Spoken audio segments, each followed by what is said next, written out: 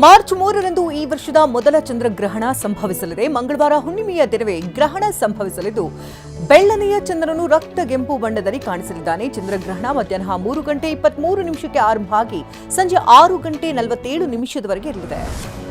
ಚಂದ್ರಗ್ರಹಣದ ಆರಂಭಕ್ಕೆ 9 ಗಂಟೆಗಳ ಮುಂಚಿತವಾಗಿಯೇ ಸೂತಕದ ಅವಧಿ ಆರಂಭ ಆಗುತ್ತೆ. ಈ ಅವಧಿಯಲ್ಲಿ ರಾಜ್ಯದ ಪ್ರಮುಖ ದೇವಾಲಯಗಳನ್ನು ಬಂದ್ ಮಾಡಲಾಗುತ್ತೆ.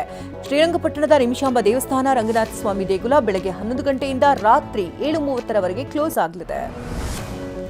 ಮಾರ್ಚ್ 3ರಂದು ಚಂದ್ರಗ್ರಹಣದ ಹಿನ್ನೆಲೆಯಲ್ಲಿ ಪ್ರಸಿದ್ಧ ಘಾಟಿ ಸುಬ್ರಹ್ಮಣ್ಯ ದೇವಾಲಯ ಬಂದ್ ಆಗಲಿದೆ.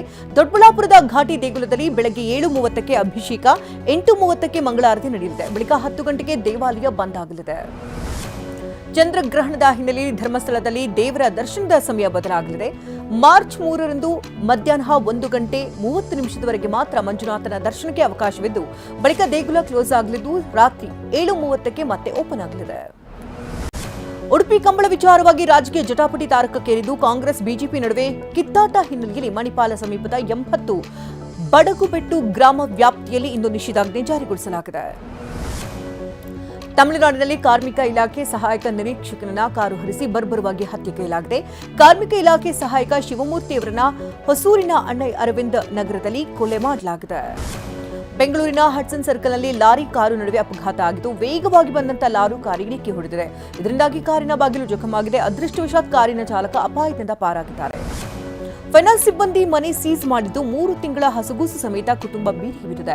ಬೆಳಗಾವಿ ಜಿಲ್ಲೆಯ ರಾಯಬಾಗ ತಾಲೂಕಿನ ಅಲಖನೂರು ಗ್ರಾಮದಲ್ಲಿ ಈಕ್ವಿಟಾ ಸ್ಮಾಲ್ ಫೈನಾನ್ಸ್ ಸಿಬ್ಬಂದಿ ಮನೆ ಸೀಸ್ ಮಾಡಿದ್ದಾರೆ. ಚಿಕ್ಕಮಗಳೂರಿನಲ್ಲಿ ಕಾಡಾನೆ ಹಾವಳಿ ಮುಂದುವರೆದಿದೆ. ಮೂಡಿಗೆರೆ ತಾಲೂಕಿನ ಗೋಣಿಬೀಡುಗಿನ ಕಾಫಿ ತೋಟದಲ್ಲಿ ಭೀಮಾ ಕಾಡಾನೆ ಪ್ರತ್ಯಕ್ಷವಾಗಿದೆ. ಕಾಡಾನೆಗಳ ಹಿಂಡಿನಿಂದ ಬೇರ್ಪಡೆಗೊಂಡಿರುವಂತಹ ಭೀಮಾ ಕಾಫಿ ತೋಟದಲ್ಲಿ ಸಂಚರಿಸುತ್ತಿದ್ದಾನೆ. ಇನ್ನು ಬೆಂಗಳೂರು ದಕ್ಷಿಣ ಜಿಲ್ಲೆಯ ಚನ್ನಪಟ್ಟಣದಲ್ಲಿ ಆತಂಕ ಸೃಷ್ಟಿಸಿರುವಂತಹ ಕಾಡಾನೆಗಳ ಸೆರೆಗೆ ಅರಣ್ಯ ಇಲಾಖೆ ಮುಂದಾಗಿದೆ. ಪುಂಡಾನೆಗಳ ಸೆರೆಗೆ ದುಬಾರೆ ಕ್ಯಾಂಪ್ನ ಕಂಜನ್, ಹರ್ಷ, ಧನಂಜಯ, ಈಶ್ವರ ಹಾಗೆ ಅಯ್ಯಪ್ಪ ಸೇರಿದಂತೆ 6 ಸಾಕಾನೆಗಳನ್ನು ಕರೆಸಿಕೊಳ್ಳಲಾಗಿದೆ. ಬೆಂಗಳೂರಿನ ಅಮೃತಹಳ್ಳಿ ವಿಲ್ಲಾದಲ್ಲಿ ಗ್ಯಾಂಗ್ ರೇಪ್ ಪ್ರಕರಣ ಸಂಬಂಧ ಹಿರಿಯ ಐಪಿಎಸ್ ಅಧಿಕಾರಿ ಮೇಲೆ ಕ್ರಮಕ್ಕೆ ಪೊಲೀಸರು ಹಿಂದೇಟು ಹಾಕ್ತಿದ್ದಾರೆ. ಈ ವಿಲ್ಲಾವು ಹಿರಿಯ ಅಧಿಕಾರಿಯೊಬ್ಬರಿಗೆ ಸೇರಿದಾಗ ಇನ್ನು ಐಪಿಎಸ್ ಅಧಿಕಾರಿ ಆಗಿರುವುದರಿಂದ ಕೇಸ್ ದಾಖಲಿಸುವುದಕ್ಕೆ ಪೊಲೀಸರು ಹಿಂದೇಟು ಹಾಕ್ತಿದ್ದಾರೆ. ರಾಜ್ಯದಾದ್ಯಂತ ದ್ವಿತೀಯ ಪಿಯುಸಿ ಪರೀಕ್ಷೆ ಆರಂಭ ಆಗಿದ್ದು ಮಾರ್ಚ್ 17ರವರೆಗೆ ರಾಜ್ಯದ 1217 ಕೇಂದ್ರಗಳಲ್ಲಿ ಪರೀಕ್ಷೆ ನಡೆಯುತ್ತಾ ಇದೆ. 7,10,363 ವಿದ್ಯಾರ್ಥಿಗಳು ಪರೀಕ್ಷೆಗೆ ನೋಂದಣಿ ಮಾಡಿಸಿದ್ದಾರೆ. ಸುಗಮವಾಗಿ ಪರೀಕ್ಷೆ ನಡೆಯುವುದಕ್ಕೆ ಶಿಕ್ಷಣ ಇಲಾಖೆ ಕ್ರಮ ಕೈಗೊಂಡಿದೆ. ಯಾದಗಿರಿಯಲ್ಲಿ ಪರೀಕ್ಷೆ ಬರೆಯುವುದಕ್ಕೆ ಬಂದಂತಹ ವಿದ್ಯಾರ್ಥಿಗಳಲ್ಲಿ ಪರೀಕ್ಷಾ ಕೇಂದ್ರದ ಗೊಂದಲ ಆಯಿತು. ಪರೀಕ್ಷಾ ಕೇಂದ್ರ ಇರೋದು ಲುಂಬಿನಿ ಪಾರ್ಕ್ ಹತ್ರ, ಆದರೆ ಹಾಲ್ ಟಿಕೆಟ್ನಲ್ಲಿ ಗನ್ಸ್ ರೋಡ್ ಅಂತ ಆಯಿತು. ಹೀಗಾಗಿ ವಿದ್ಯಾರ್ಥಿಗಳು ಪರದಾಡಿದರು. ಹಾವೇರಿಯಲ್ಲಿ 30,000 ಶುಲ್ಕ ಕಟ್ಟಿಲ್ಲವೆಂದು ವಿದ್ಯಾರ್ಥಿನಿಗೆ ಕಾಲೇಜು ಆಡಳಿತ ಮಂಡಳಿ ಹಾಲ್ ಟಿಕೆಟ್ ಅನ್ನು ಕೊಟ್ಟಿಲ್ಲ. ವಾರ್ಷಿಕ ಪರೀಕ್ಷೆ ಬರೆಯುವುದಕ್ಕೆ ಬಂದಂತ ರಾಣೆಬೆನ್ನೂರಿನ ಬಿಎಜಿಎಸ್ಎಸ್ ಕಾಲೇಜಿನ ವಿದ್ಯಾರ್ಥಿನಿ ಪರದಾಡಿದ್ದಾರೆ. ಬೆಂಗಳೂರಿನಲ್ಲಿ ಅಕ್ರಮ ಬಾಂಗ್ಲಾ ವಲಸಿಗರ ಪತ್ತೆ ಕಾರ್ಯಾಚರಣೆ ನಡೀತಾ ಇದ್ದು ಜ್ಞಾನಭಾರತಿ ಠಾಣಾ ವ್ಯಾಪ್ತಿಯ ಮಾರುತಿನಗರ, ಉಪಕಾರ್ ಲೇಔಟ್ ಹಾಗೆ ಮುತ್ತುರಾಜ್ ನಗರದಲ್ಲಿ ಪೊಲೀಸರು ಅಕ್ರಮ ಬಾಂಗ್ಲಾ ವಲಸಿಗರ ಪತ್ತೆ ಕಾರ್ಯಾಚರಣೆ ನಡೆಸಿದ್ದಾರೆ.